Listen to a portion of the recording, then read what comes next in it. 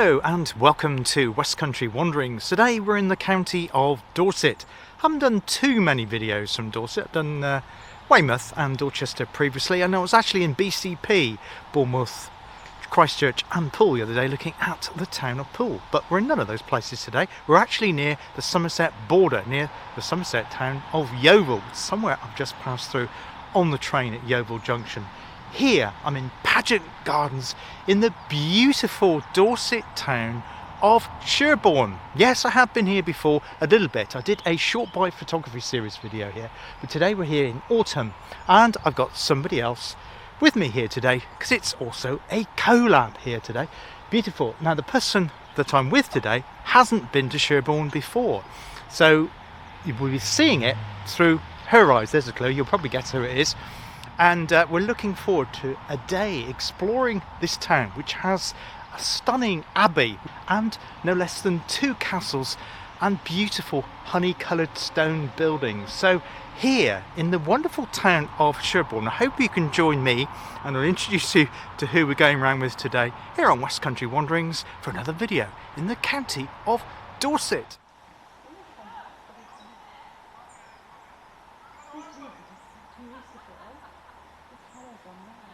So we're here in Pageant Park, which came out of a Monday Pack Day, something to do with Old Michaelmas Day. It was the Monday after Old Michaelmas Day. It's an agricultural showground here, and they held it in around the town, and then they had a subscription to do Pageant Park here, just opposite the station. I have somebody with me today who Hello. I think you'll know. Most of you know me, maybe not all of you. Just briefly, Louise, do you want to just tell my viewers a little bit about who you are and what you do? I'm Louise and I do similar to Paul. I make videos around the southwest of England. I've got a channel called Southwest Sundays and I go out and about exploring places around the southwest, sometimes further afield, and I do lots of local events as well. Brilliant, that's great. Brilliant, thanks Louise, thanks for that. Okay. And you've actually had a slight change of direction recently, haven't you? I have. I used to do a video every single week. Every Sunday I would try and put one out. But recently it's a little bit less because I've been working voluntarily for a local radio station called Apple FM, which is local to the Taunton area. And so I'm learning lots to do with radio now as well. And that's come out of making YouTube videos. I've found I really enjoy doing all that sort of stuff and the editing and the talking. That's brilliant, thanks for that. Yeah, because obviously when we're doing YouTube videos we do quite a bit of editing. We do. Sat in front of a laptop, isn't it? Yes. And wiggling a mouse and moving things around. And hours of it. It takes a long time sometimes. So yeah, it's obviously the skills that you learn doing that, and it is something you have to do by practice more than reading in a book, isn't it? The more you do it, the better it becomes, I think. Yeah, when I look at some of my earlier videos now I'm thinking, oh crikey, why did I do it that way? I cringe a little looking at the early ones. But it builds some skills. It is a big learning curve. Yeah, and I can understand how those skills you can move into the world of editing sound for radio. Yes, yeah. What do you enjoy most about the radio? I enjoy going out and meeting people. I'm getting to do loads of things that I wouldn't normally do. I meet loads of people I wouldn't normally meet. Things that would interest me but I maybe wouldn't have the confidence to do. But because I'm wearing a lanyard that says I'm with the radio, it gives me a little bit more confidence to talk to people. Excellent. And so yeah, doing some really interesting stuff, and as I said, I love the editing as well.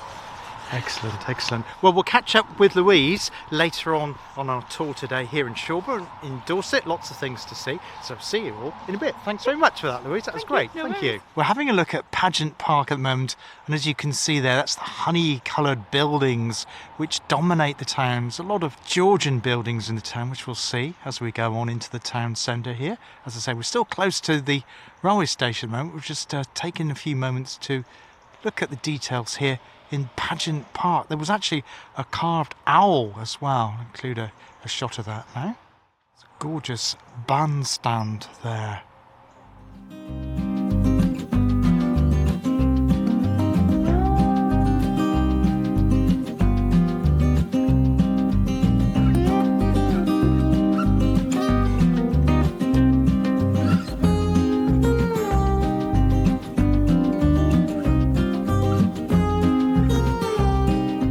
Sherborne Abbey has a number of claims to fame, not least of which it has one of the heaviest bells in the tower there in the country. It's over 2,500 kilograms. Put in what the translation that is, an imperial. It also is the burial place of two of King Alfred's brothers. There we go, we've got the bells chiming now, on cue. And there was a dispute here back in the 1400s between the parishioners and the church. And that dispute was to do with a font which had been placed there by the parishioners who were using part of the abbey called All Hallows Church. The church were not happy about this font. They thought it had been placed there, in inverted commas, illegally. So the abbot commissioned a butcher from the monastery to come here to Sherborne to destroy it, which he did. He smashed it, presumably with a sledgehammer. The parishioners were not happy, so they decided to rebel. In fact, one of them fired an arrow with a lighted tip, which landed in the thatched roof on the side of the abbey, catching it alight, destroying much. Thankfully now, that dispute is over. It was actually, they needed to bring in the Pope to resolve it. It's all in the past, and as you can see, the abbey has been completely rebuilt from that fire and looking magnificent in golden late autumnal light here.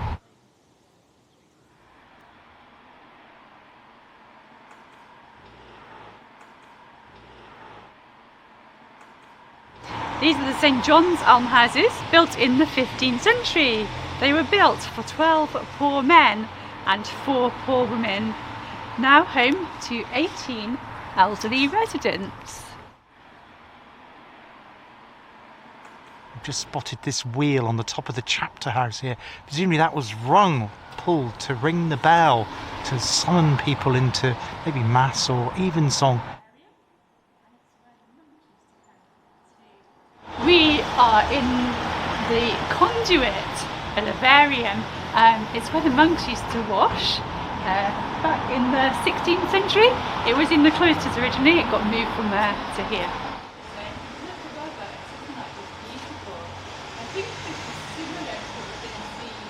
So just spotted the Abbey Pharmacy here, dated 1790. One of the most oldest surviving pharmacies around, I would think.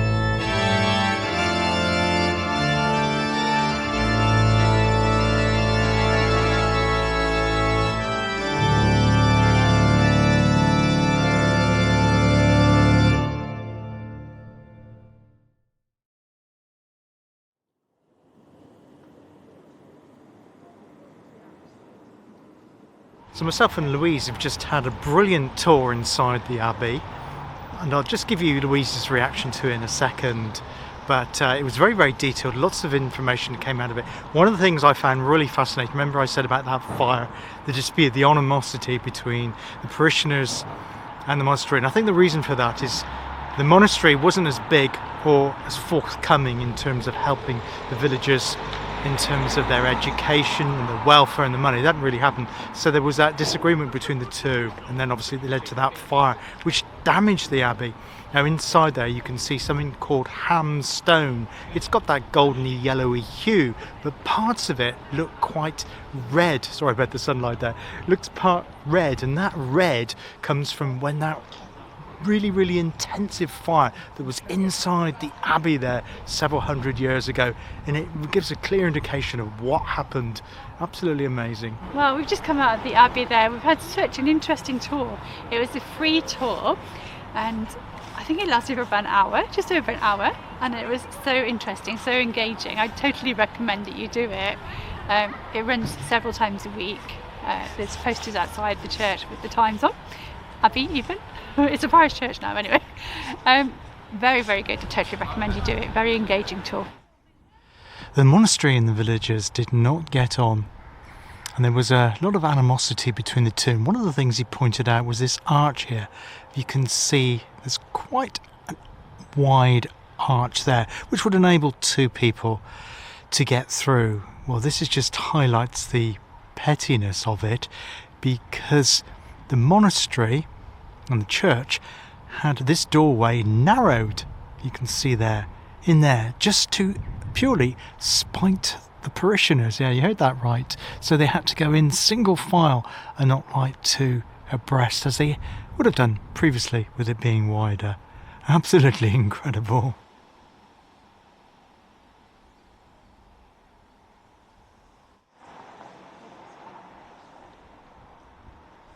This is Sherborne House, now known as the Sherborne. It's an art, culture and heritage place with its own gardens. But on the opposite side of the road is another set of gardens, which we're just going to have a look at together. We've just had a lovely lunch as well, very nice, in the Cross Keys here in Sherborne. Still a beautiful day here with absolutely gorgeous light. We have, yes, certainly have.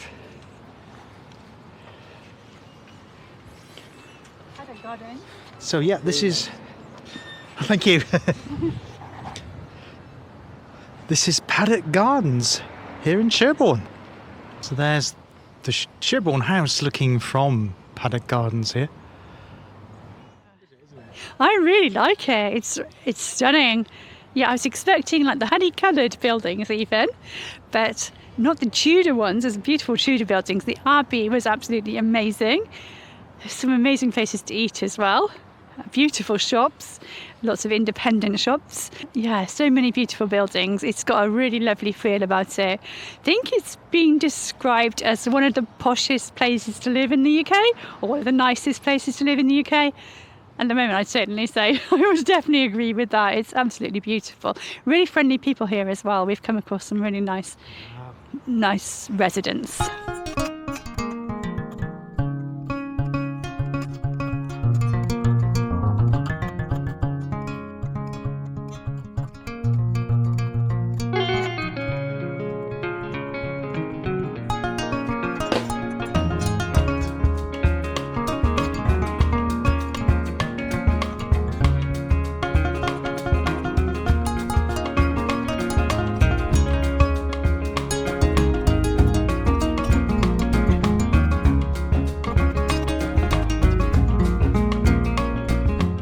So we've just arrived here at the Sherborne, which was, of course, Sherborne House, now looked after by the Trust. We have these large ornamental flowers here, just statues. Incredible, really. And Louise was just telling me that Paddock Gardens was actually opened in 2005, 20 years ago, to commemorate 1,300 years of the town's existence, going back to Saxon times there. Of course, you can see part of the Saxon moraines in the walls of the Abbey. So this amazing building here in Sherborne is called Sherborne House, now just known as the Sherborne. It's also an art centre, and it was built by and for Sir Henry Portman, who was a politician for these parts here in the county of Dorset. Excuse the squeaking, it's some flagpoles. And he had it built because it was halfway between his two country estates.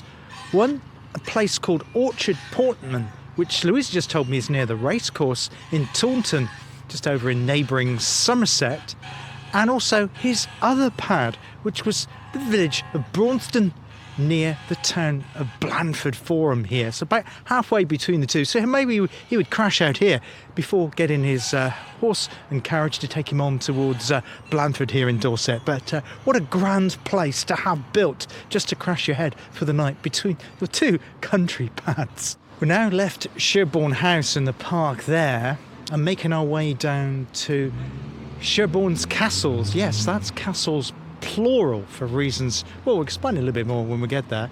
So we're heading down here. This is actually Newland Gardens. So the road between Sherborne House, which was the nodding off place, overnight stay for our politician friend, goes on here. So this is a road called the New Land. And you've got this triangle of garden here in between the two. And our castles are down there in the Yeo Valley, because Sherborne sits on the River Yeo, of which, of course, the town in Somerset of Yeovil takes its name from.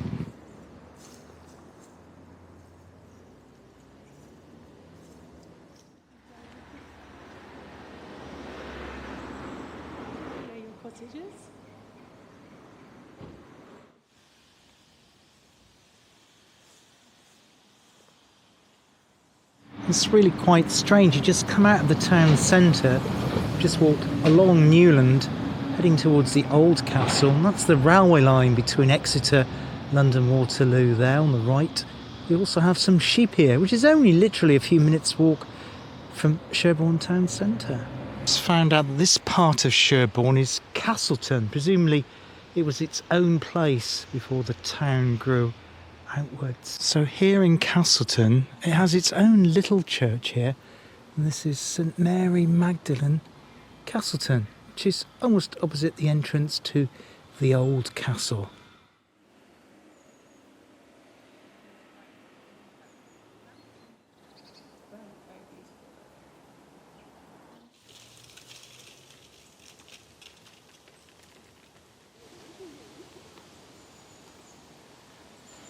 So Sherborne Castle, the old castle, was built by Roger Sarum, Bishop Roger Sarum as in Salisbury, just over the border in neighbouring Wiltshire, of course, somewhere myself and Louise visited on a previous video here on West Country Wanderings on a collab. He was King Henry I's right-hand man, and building here in Sherborne started in the 1120s. Now later on, this castle here became a strategic foothold during the First English Civil War. King Stephen and all of that, of course, and Matilda, which is known as the Anarchy. And so it was a strategic place in this part of Wessex. Wessex was a huge area divided up from Winchester, which is where its capital was, right through across to mid-Devon, where Crediton is. Of course, that's got its huge church of its own, but a lot here to see still today. Even though it is a ruin, you can make out a lot of it. It actually became a ruin later on. In between times, though, a gentleman called Sir Walter Raleigh, who you may remember, or certainly have heard of, he was travelling between London and the West Country, Plymouth, on the A30. Well, it probably wasn't called the A30 then, the present day London to Penzance Road. Stopped off here, thought, what a beautiful place, and decided to stay here. He bought a lodge, and of course that later was the foundations of the present day Sherborne Castle. That's the one that's lived in. The castle was built on top of a 7th to 10th century cemetery. But probably unaware of the graves on the hill, the castle's builders flattened the land completely to build the tower and the Great Hall, which is what you can see in front of me, or the remains of it today. At the time of building the castle, Bishop Roger was England's most powerful royal advisor, but his origins are thought to have been humble. He was born in the late 1060s in Normandy, where he was said to have been a priest of a chapel. Here, Henry, younger son of William the Conqueror, met him and employed him as a clerk. When Henry became king in 1100, he made Roger his chancellor. Roger managed the king's finances and many other aspects of royal administration, and he was made Bishop of Sarum in Salisbury in 1102, after which he spent lavishly on new buildings across the diocese estates. This place is absolutely amazing. I think it's so pretty, even though it's a ruin and it's not in its original state. I really like the way that it looks now. It's really, really pretty. This is the North Gate and the Barbican. It didn't actually serve a defensive purpose, but it was used for access and may have occasionally have been a ceremonial entry to the castle from the Mere, which is a modified lake. And the small stone enclosure is a Barbican, which is just down there. Beyond this enclosure, a stepped and covered passage gave access to a jetty and the landing point for travellers. So yeah, the lake would actually have been here where the cows are grazing on the grassland now. It's now been drained. It was full of water in Roger's time when it was built, but by the late 15th century it had become boggy ground, and at this time the Barbican was reduced in size and the tower was built over the original. This here, what I'm standing in, is what is known as the double chapel. Why double chapel? Well, there was an ordinary chapel below, but above it was a second chapel, and that was a private chapel which was reserved for Bishop Roger. On the exterior face of the building preserved the extraordinary rich architectural decoration, superior to any surviving elsewhere at the castle.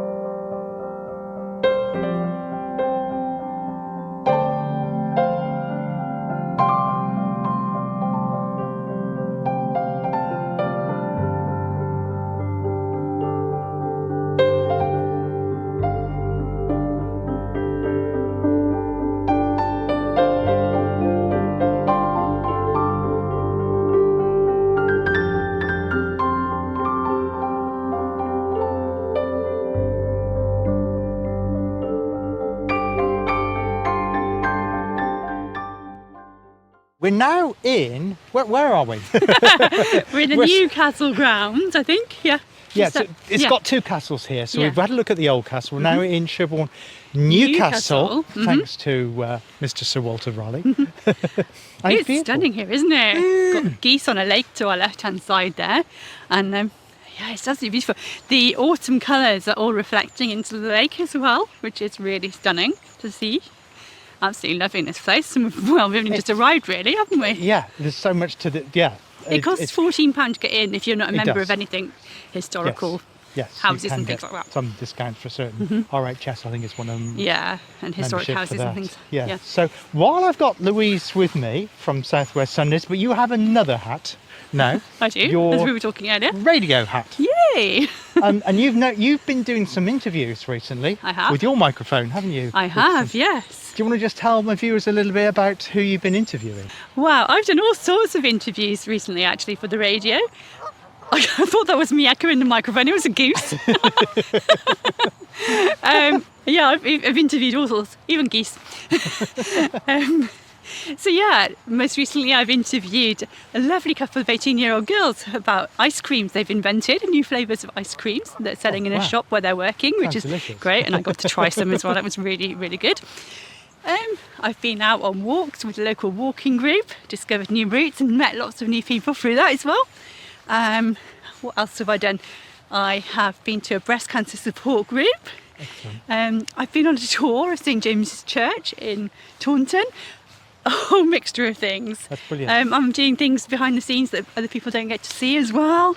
Meeting lots of really interesting people. And you said that it helps you personally as well with like confidence. Yes. Yeah, definitely. I think I said earlier that I'm not the most confident of people, but yeah, when I wear like the Apple FM t-shirt or the lanyard or whatever, it gives me a little bit of a confidence boost that I can go and talk to people, and yeah, that's great. It's really good. Yeah, thanks for that. And I'll put links to Louise's. Oh yeah.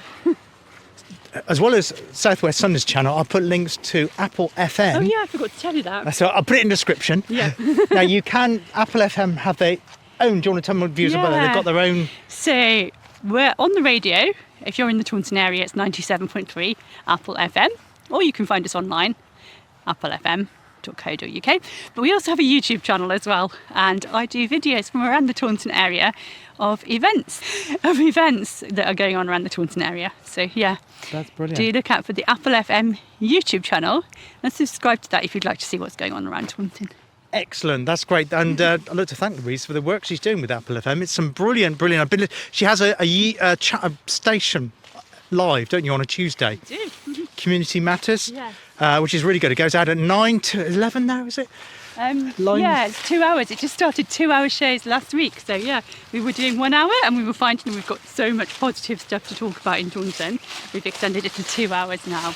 Oh. It's all kind of upbeat stuff and just chatting to local heroes and lovely people really, and events and groups and that sort of thing. That's great. I've been listening to it live and on catch up and on Tuesdays when I can, and I've loved it. Really, really good. Oh, so thank yeah, you. thanks for the work you've done with that. Thanks for that, Louise. That's brilliant. That's Thank okay. you. Cheers. We're just going into the ice house at the moment, which was built in 1775 after the lake was finished. During the winter months, shows how cold winters were in those days. The ice from the lake was packed with straw and stored here in the ice house, and had been used the following summer to keep food fresh, because of course there was no refrigeration in those days.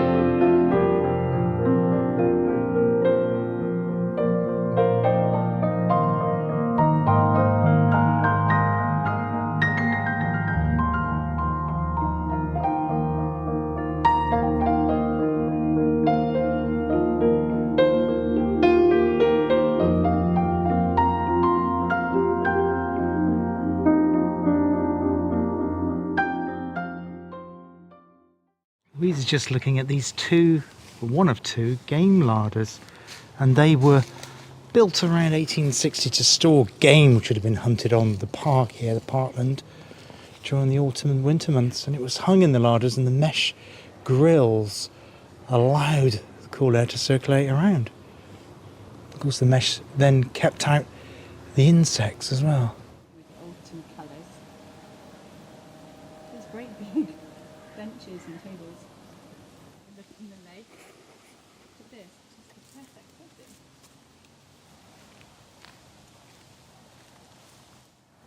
The colours on this, beautiful.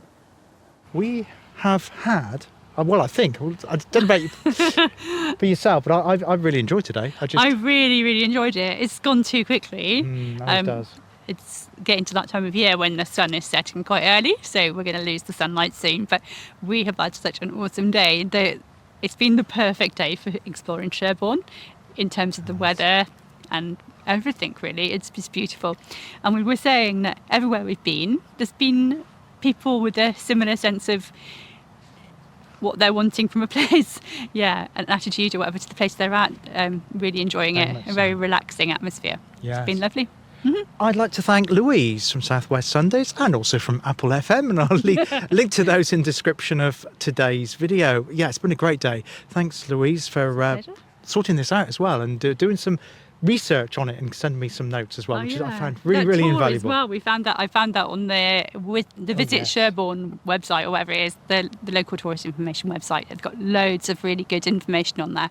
I'll put a link to that in the description as well if you want to visit Sherborne, which is a great place to visit. So I have done a little video before, but that only scratched the surface of it. So it's a longer one today to cover more of it here. It's highly recommended. So thank you, Louise. Thank you. My pleasure. Yes, well, it was good to see you. See you soon in another video. Not too sure where from. No, I'm sure Louise will pop it on my Christmas. channel again. Yes, Yeah. hopefully a Christmas one. Yeah. That'd be really, really good. We can sort something out for that. I look forward to that. So don't forget to check out Southwest Sundays and Louise's contributions to Apple FM. Thanks very much. That's it for today. All the best now. Cheers. Bye-bye. Bye. Bye. Bye.